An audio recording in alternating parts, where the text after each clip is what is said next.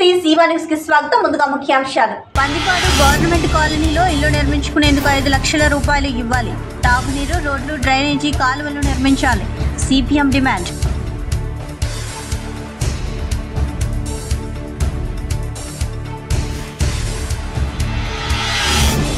రాష్ట్ర న్యాయ సేవాధికార సంస్థ ఆదేశాల మేరకు కర్నూలులో హెల్మెట్ పై అవగాహన ర్యాలీని ప్రారంభించిన కర్నూలు జిల్లా ప్రధాన న్యాయమూర్తి శ్రీనివాసరావు. విద్యుత్ తీగలను చుట్టుముట్టిన చెట్ల కొమ్మలు, విద్యుత్కు అంతరాయం కలుగుతున్నా స్పందించని విద్యుత్ శాఖ అధికారులు. పట్టణ పౌర సంక్షేమ సంఘం నాయకులు ఇరిగినేని పుల్లారెడ్డి విమర్శ. అత్యవసర పరిస్థితుల్లో సిఆర్పితో ప్రాణాలు నిలుపుకోవచ్చు. కర్నూలు హార్ట్ ఫౌండేషన్ వ్యవస్థాపకుడు డాక్టర్ చంద్రశేఖర్.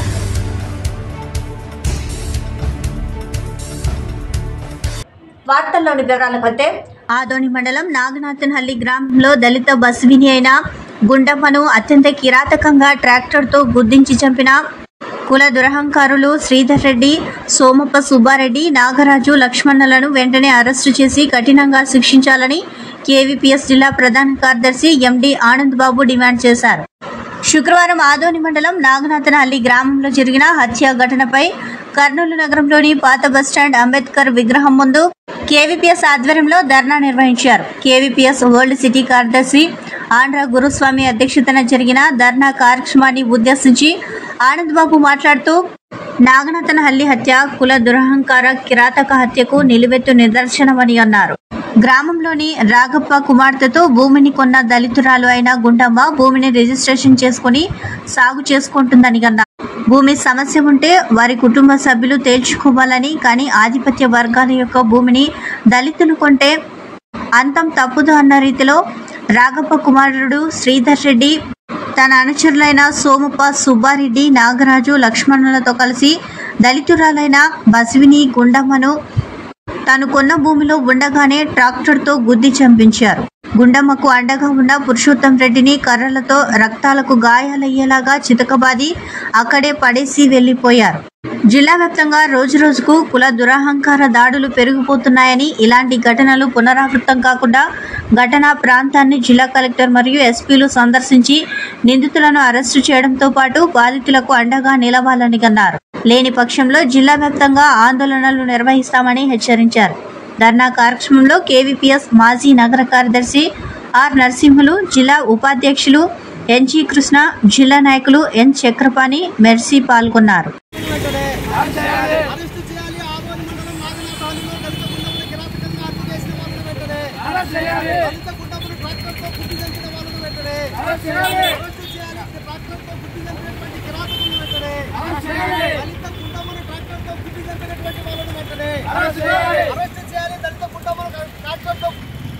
ఆదోని మండలం నాగనాథన్హల్లి అనేటువంటి గ్రామంలో దళిత బస్విని మహిళ అయినటువంటి గుండమ్మను అత్యంత కిరాతకంగా ట్రాక్టర్తో గుద్ది చెప్పడం అనేటువంటిది చాలా చాలా చాలా హేయమైన చర్యగా, ఇది ఒక కుల దురహంకారపు హత్యగా ఈరోజు కేవీపీఎస్గా మేము భావిస్తూ ఉన్నాం. ఇలాంటి ఘటనలు జరిగినప్పుడు జిల్లా ఎస్పీ గారు, జిల్లా కలెక్టర్ గారు వెంటనే ఘటనా ప్రాంతాలను సందర్శించి ఎవరైతే దోషులు ఉన్నారో వాళ్ళని కఠినంగా శిక్ష పడేలాగా అరెస్టు చేసి ఆ రకంగా చర్యలు తీసుకోవాలని చెప్పేసి మేము సందర్భంగా డిమాండ్ చేస్తూ ఉన్నాం. నాగనాథన్హల్లి గ్రామంలో దళిత గుండమ్మ ఆ గ్రామంలో ఉండేటువంటి రాఘప్ప అనేటువంటి పెత్తందారు కూతురు దగ్గర 4 ఎకరాల సాగు భూమిని కొనుక్కొని రిజిస్టర్ చేసుకొని ఆ రకంగా సాగు చేసుకుంటా ఉంటే వాళ్ళ కుటుంబ కలహాలు ఏవైనా ఉంటే వాళ్ళ కుటుంబంలో తెలుసుకోవాలి. కానీ ఈరోజు జరిగిన సంఘటన ఏమంటే దళితులు మా భూమిని కొంటారా అని చెప్పేసి ఆ రకంగా ఎవరైతే రాఘప్ప కుమారుడు ఉన్నటువంటి శ్రీధర్ రెడ్డి తన అనుచరులు దాదాపు 5 మంది కలిసి అత్యంత కిరాతకంగా ట్రాక్టర్తో గుద్ది చంపారు. ఆయనకు ఎవరైతే గుండమ్మకు మద్దతుగా వచ్చినటువంటి హర్షవర్ధన్ రెడ్డిని అక్కడే కర్రలతో చితకబాది రక్తపు గాయాలు చేసి పాడేసిపోవడం అనేటువంటి జరిగింది. ఎంత దుర్మార్గం ఇది! అంటే దళితులు ఎవరు రెట్ల భూమిని కొనకూడదా? అంటే ఆ రకమైనటువంటి ఆత్మగౌరవంగా దళితులు బతికేటువంటి హక్కు లేదా అని చెప్పేసి మేము అడుగుతా ఉన్నాం. కాబట్టి ఇలాంటి నీచమైనటువంటి ఘటన పట్ల జిల్లా ఎస్పీ గారు కఠినంగా వ్యవహరించాలి.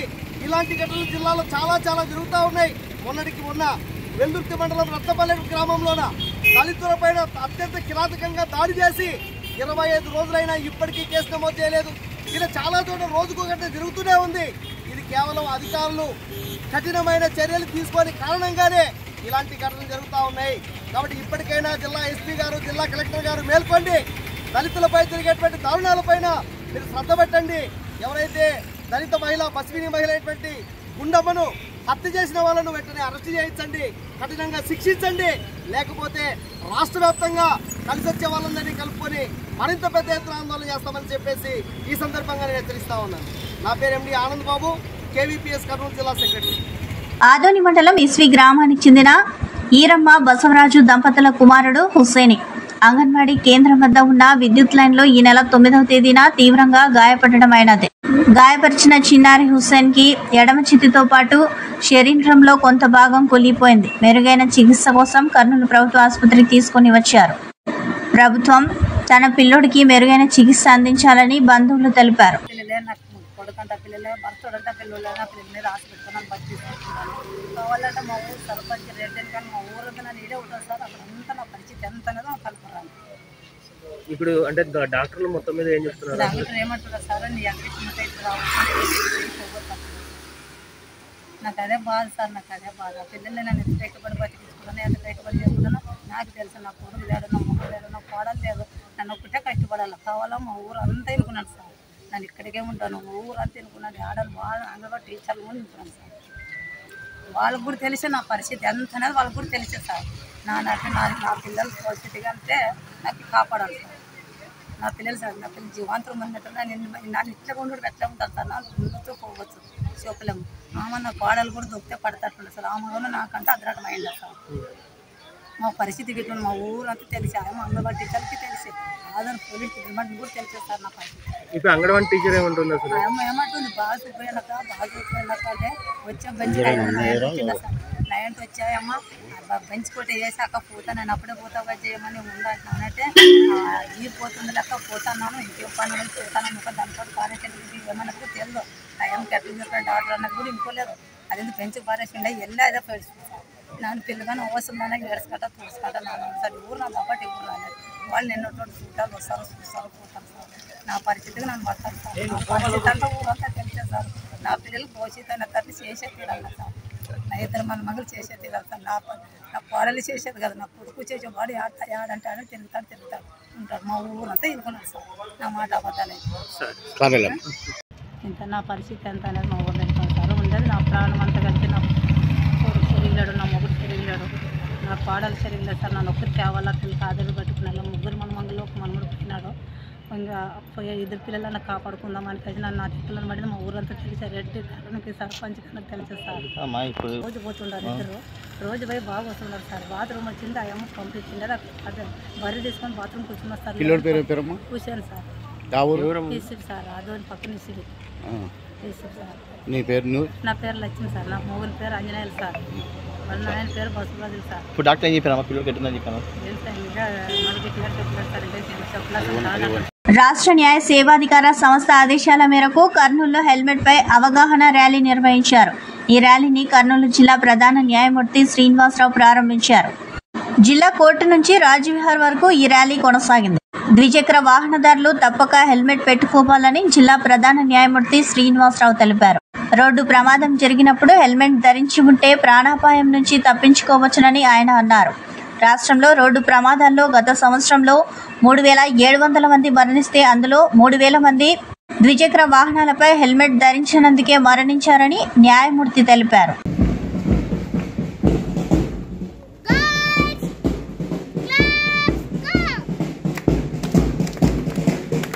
ఆనరబుల్ చీఫ్ జస్టిస్ గారి డైరెక్షన్స్ ప్రకారం ఈ యొక్క అవేర్నెస్ ప్రోగ్రామ్ హెల్మెట్ ధరించకపోతే ఏంటో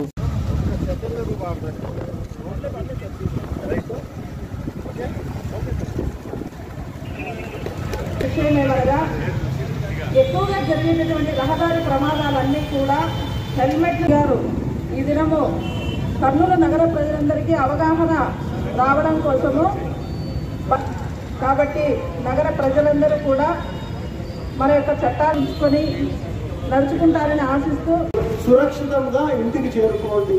దయచేసి మీరందరూ కూడా హెల్మెట్ ధరించి ముందుకు పోవాలి.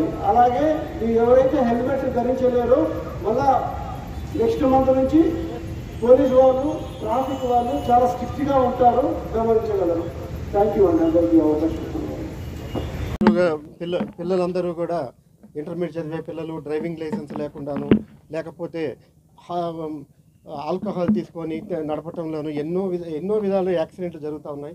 ఈ డేటా ప్రకారంగా ఒక సంవత్సరం కాలంలో దాదాపు 3700 యాక్సిడెంట్లు జరిగితే మోటార్ వెహికల్స్ యాక్సిడెంట్లు హెల్మెట్ లేకుండా అలా చనిపోయిన వాళ్ళు ఎక్కువగా ఉన్నారు. కాబట్టి అందరం జాగ్రత్త వహించాలి, ఎస్పెషల్లీగా డ్రైవ్ చేసేటప్పుడు జాగ్రత్తగా ఉండాలి అనే ఉద్దేశంతో, సదుద్దేశంతో మన కర్నూలు పట్టణంలో మనకు హైకోర్టు డైరెక్షన్స్ ప్రకారంగా ఈ వారోత్సవాలు జరుగుతున్నాయి. దీనికి సహకరించిన ట్రాఫిక్ పోలీసులు అయితే అందరికీ ధన్యవాదాలండి. Thank you very much. గౌరవనీయులైన ఆంధ్రప్రదేశ్ హైకోర్టు వారి ఉత్తర్వుల మేరకు honourable state legal services authority వారి ఆధ్వర్యంలో జిల్లా జడ్జి మన ప్రధాన జిల్లా జడ్జి గారి ఒక గైడ్లైన్స్తో ఈ ప్రోగ్రాం జరగడం అనేది, ఈ ప్రోగ్రాం ఈ ఎక్కువగా మొన్న ఒక రిపోర్ట్ తీసుకుంటే 3700 పైన డెత్స్ జరిగితే అందులో 3000 పైచిలకు డెత్స్ అన్నీ కూడా హెల్మెట్ లేకపోవడం వల్లనే జరిగినటువంటిది. సో హెల్మెట్ యొక్క ప్రాధాన్యత మనకు దీనివల్ల అర్థమవుతుంది. కాబట్టి ప్రతి ఒక్కరూ కూడా హెల్మెట్ ధరించవాలి. మరియు వెనకల కూర్చున్న పిలియాన్ రైడర్ అంటాము, 4 సంవత్సరాలు పైబడిన వాళ్ళందరూ కూడా హెల్మెట్ కూడా ధరించవాలి, వెనకల కూర్చున్న వారు కూడా. ఈ విధంగా ధరించడం వల్ల ఏమిటంటే మనకు మన కుటుంబానికి కూడా క్షేమంగా ఉంటుంది. కాబట్టి అందరూ హెల్మెట్లు ధరించండి, ప్రాణాలను కాపాడుకోండి, సురక్షితంగా ఇంటికి చేరుకోండి. 2009లో అప్పటి సిపిఎం పార్టీ ఎమ్మెల్యే ఎంఏ గఫూర్ రాష్ట్ర ప్రభుత్వంపై ఒత్తిడి తెచ్చి రైతుల ద్వారా స్థలాన్ని కొనుగోలు చేయించి కర్నూలు కార్పొరేషన్ పరిధిలో ఇల్లు లేని పేదలు 2500 మందికి ఇందిరమ్మ ఇల్లు పేరుతో స్థలాలు కేటాయించడం జరిగింది. 2009 తర్వాత అధికారంలోకి వచ్చిన తెలుగుదేశం ప్రభుత్వం, జగన్మోహన్ రెడ్డి ప్రభుత్వం కాలనీ పేర్లు మార్చారు తప్ప అభివృద్ధి గురించి ఏమాత్రం పట్టించుకోలేదని సిపిఎం పార్టీ నాయకులు విమర్శించారు. ఈరోజు సిపిఎం పార్టీ ఆధ్వర్యంలో ప్రతినిధి బృందం పందిపాడు దగ్గర ఉన్న గవర్నమెంట్ కాలనీని సందర్శించడం జరిగింది.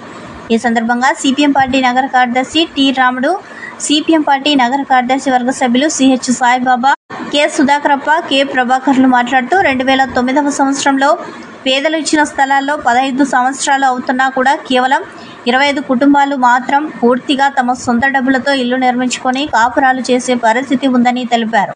2 సార్లు ఎమ్మెల్యేగా ఉన్న కాటసాని రాంభూపాల్ రెడ్డి గాని, ఎమ్మెల్యే గౌరీ చరిత గాని ఈ కాలనీ పట్ల నిర్లక్ష్యంగా వ్యవహరించారని అన్నారు. మరోసారి పాణ్యం నియోజకవర్గ ప్రజలు అత్యధిక మెజార్టీతో ఎమ్మెల్యేగా గౌరీ చరితను గెలిపించారని, ఇప్పటికైనా పందిపాడు గవర్నమెంట్ కాలనీ ప్రజలు ఎదుర్కొంటున్న సమస్యలను పరిష్కరించాలని అన్నారు. ప్రభుత్వం ఇంటి నిర్మాణానికి కేవలం 1,80,000 రూపాయలు ఇస్తుందని, అవి బేస్ మఠానికి కూడా సరిపోవడం లేదని తెలిపారు. ప్రజలు ఇల్లు నిర్మించుకోవాలి అంటే కనీసం 5 లక్షల రూపాయలు ఇవ్వాలని డిమాండ్ చేశారు. చిన్నపాటి వర్షం కురిసినా కాలనీ మొత్తం బురదమయం అయిపోతుందని, నడవడానికి కూడా వీలు లేని విధంగా రోడ్లు ఉన్నాయని, కనీసం మెటల్ రోడ్లైనా నిర్మించాలని డిమాండ్ చేశారు. వర్షపు నీరు, డ్రైనేజీ నీరు పోయేందుకు డ్రైనేజీ కాల్వలు నిర్మించాలని, తాగునీటి సౌకర్యం కల్పించాలని డిమాండ్ చేశారు. గతంలో ఉన్న వైసీపీ నాయకుల అండతో ఈ కాలనీలో ఉన్న పార్కులు, ఓపెన్ స్థలాలు కబ్జాలకు గురయ్యాయని, వాటిని కాపాడి కాలనీ ప్రజలకు ఉపయోగపడే విధంగా చూడాలని వారు కోరారు.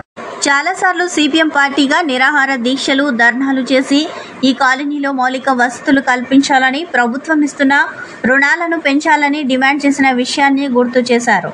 ఈ కార్యక్రమంలో సిపిఎం పార్టీ నగర నాయకులు ఎస్ మహమ్మద్ రఫీ, ఎస్ హుషేన్ బాషా, ఎం భాస్కర్, బి మనోహర్, జె శ్రీనివాసులు, ఏ గోవిందు, రాము, విజయ్ కుమార్, నగేష్, బాలు, రాములమ్మ తదితరులు హాజరయ్యారు. 2009లో గఫూర్ గారు ఎమ్మెల్యే ఉన్నప్పుడు ఇండ్లు శాంక్షన్ చేయడం జరిగింది.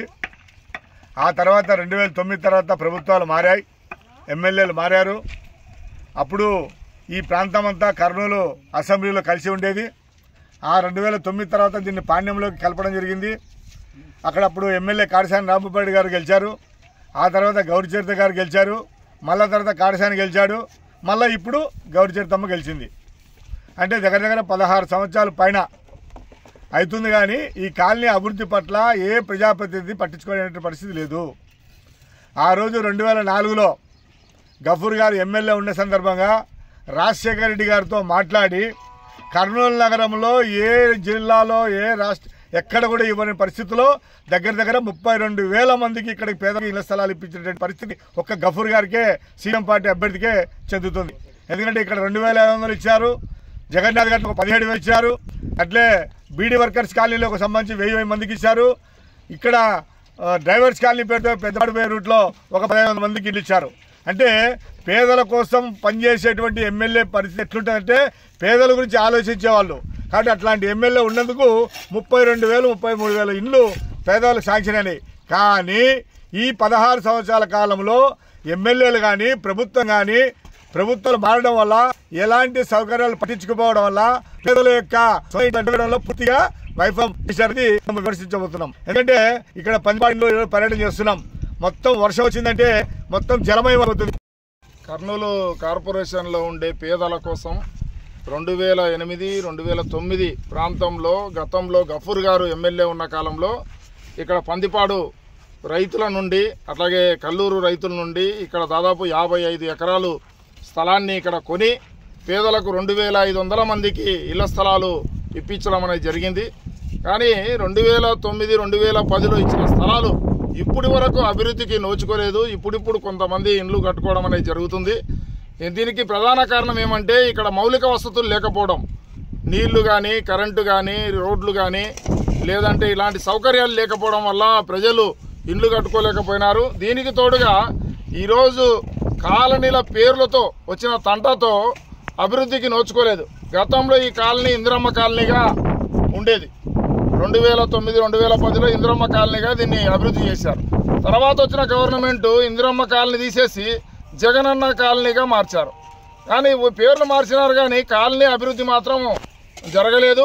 ఎవరి పేర్లు మార్చినా ఇండ్లు కట్టుకోవడానికి డబ్బులు మాత్రం పెంచలేదు. 1,80,000 రూపాయలు మాత్రమే మేము డబ్బులు ఇస్తామంటున్నారు. 1,80,000తో ఒక బాత్రూమ్ కానీ కట్టుకునే పరిస్థితి లేదు.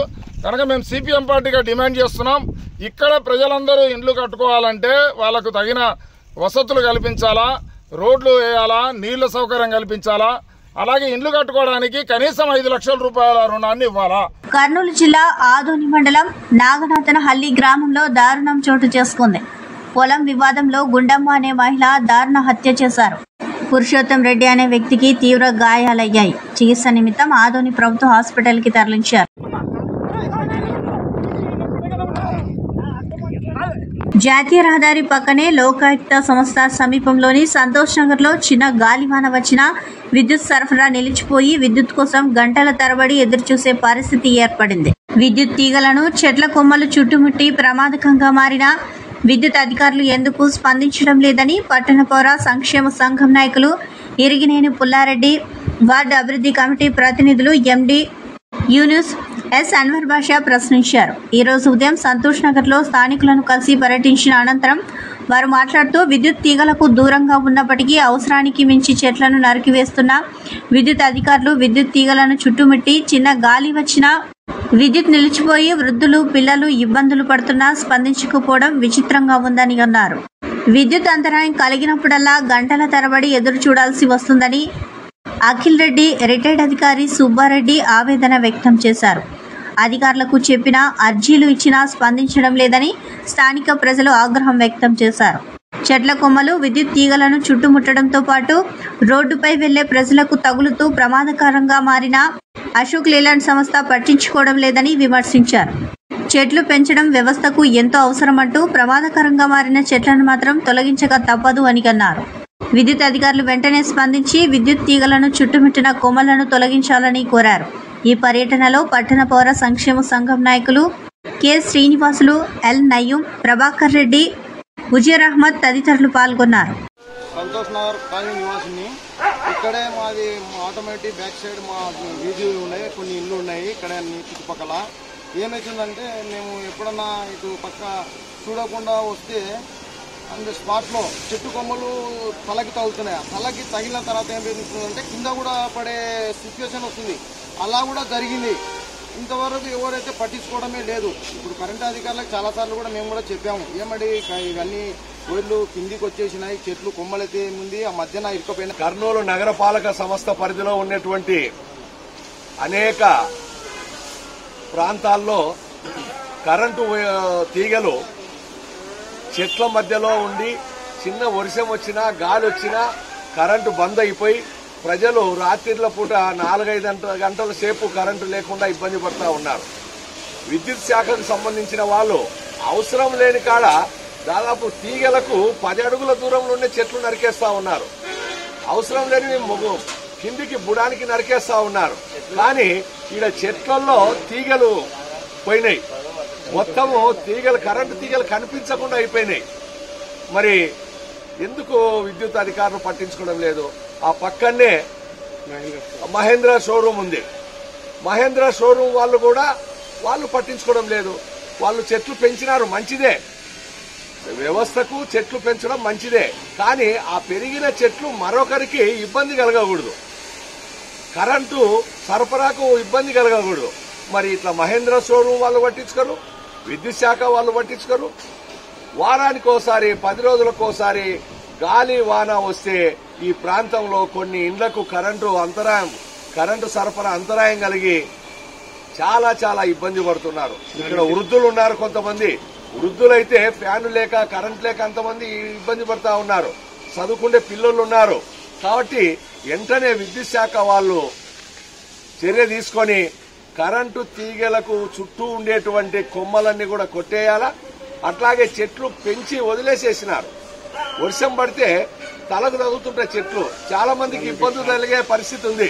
కాబట్టి ఆ పక్కన ఉండేటువంటి మహేంద్ర షోరూమ్ వాళ్ళపైన కూడా చర్య తీసుకోవాలని చెప్పి నేను పట్టణ పౌర సంక్షేమ సంఘంగా మనవి చేస్తా ఉన్నాను. అత్యవసర పరిస్థితుల్లో సిఆర్పితో ప్రాణాలు నిలుపుకోవచ్చునని విజయవాడ సీనియర్ డాక్టర్ వనస్థాలజిస్ట్ అశోక్ మరియు కర్నూలు హార్ట్ ఫౌండేషన్ వ్యవస్థాపకుడు డాక్టర్ చంద్రశేఖర్ పేర్కొన్నారు. నేడు శుక్రవారం ఉదయం basic life support workshop for paramedical విద్యార్థులకు అవగాహన కల్పించారు. నగరంలోని కర్నూలు హార్ట్ ఫౌండేషన్ కార్యాలయంలో పారామెడికల్ విద్యార్థులకు గుండెపోటు సంభవించినప్పుడు సిఆర్పి ఎంత అవసరమో, ఎలా చేయాలో దానిపై విద్యార్థులకు అవగాహన కల్పించారు.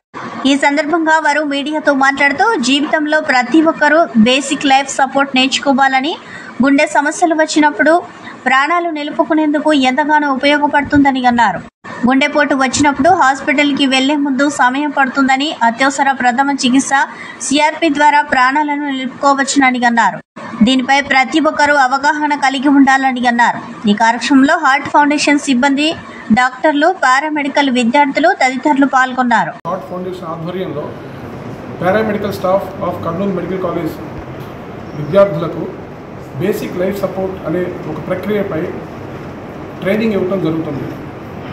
ఇది అకస్మాత్తుగా ఏ వ్యక్తి అయినా హృదయగతి స్తంభించినప్పుడు అన్కాన్షియస్ స్టేట్కి స్పృహ కోల్పోయి మరణానికి దగ్గరగా అయినప్పుడు అంబులెన్స్ పిలిచి అంబులెన్స్ వచ్చే లోపల పక్కన ఉన్న వ్యక్తి ఆ రోగికి ఎలా సహాయం చేయగలడు అనే విషయం గురించి విపులంగా వివరించి చెప్పడం జరుగుతుంది.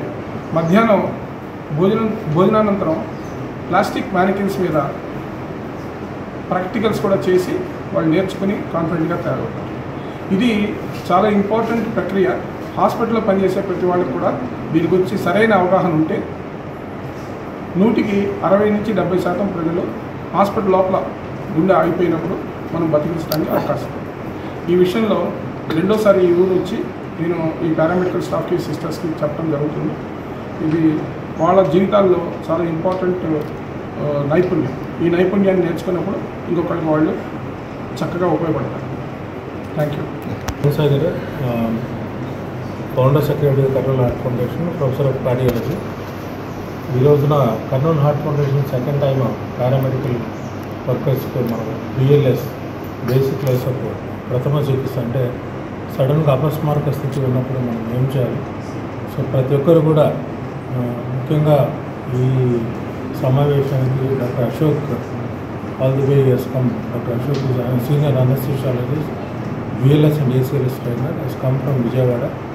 He has almost trained more than 90,000 doctors and also technicians in BLS and more than 30,000 doctors ACLS, advanced cardiac life support. ఈ రోజున BLS వర్క్షాప్ పారామెడికల్ వర్కర్స్ చేస్తున్నాం ఆల్మోస్ట్ 40-50 మెంబర్స్కి.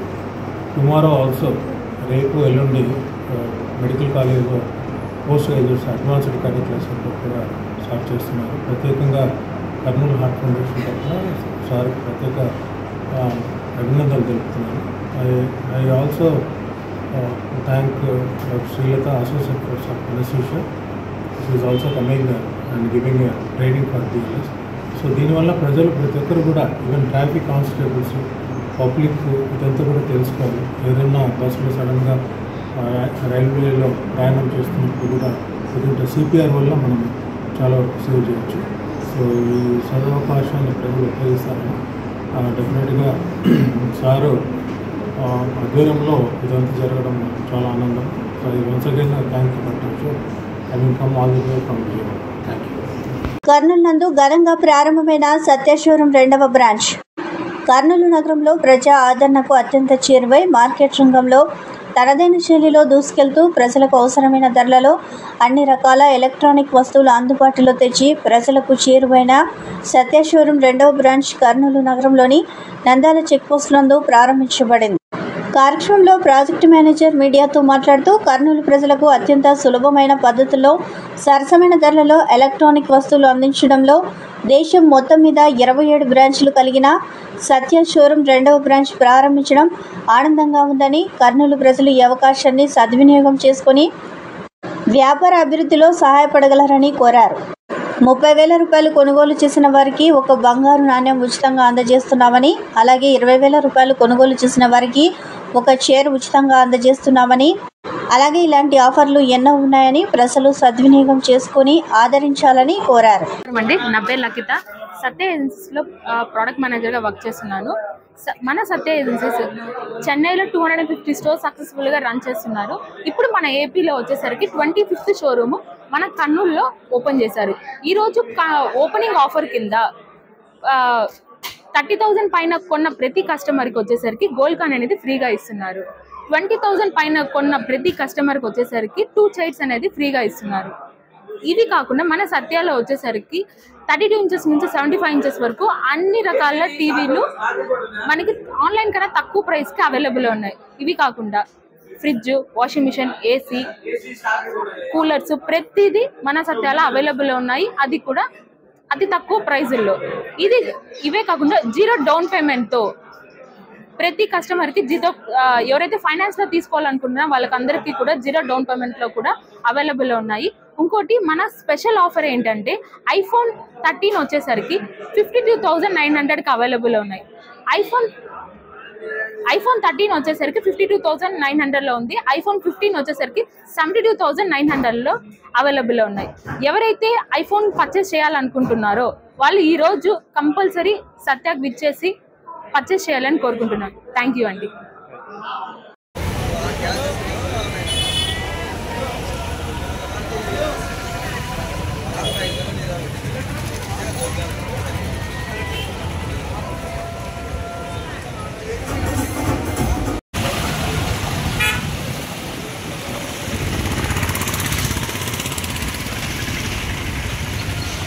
వార్తలు ముగించే ముందు ముఖ్యాంశాలు మరోసారి. పందిపాడు గవర్నమెంట్ కాలనీలో ఇల్లు నిర్మించుకునేందుకు 5 లక్షల రూపాయలు ఇవ్వాలి. తాగునీరు, రోడ్లు, డ్రైనేజీ, కాలువలు నిర్మించాలి. CPM demand.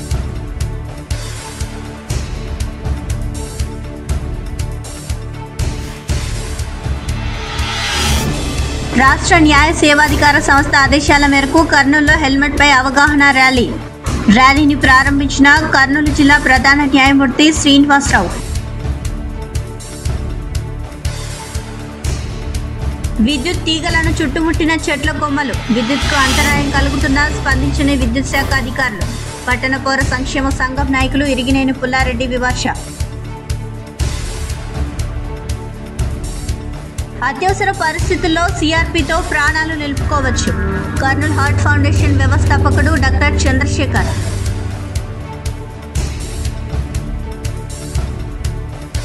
ఈ వార్తలు ఇంతటితో సమాప్తం. నమస్కారం.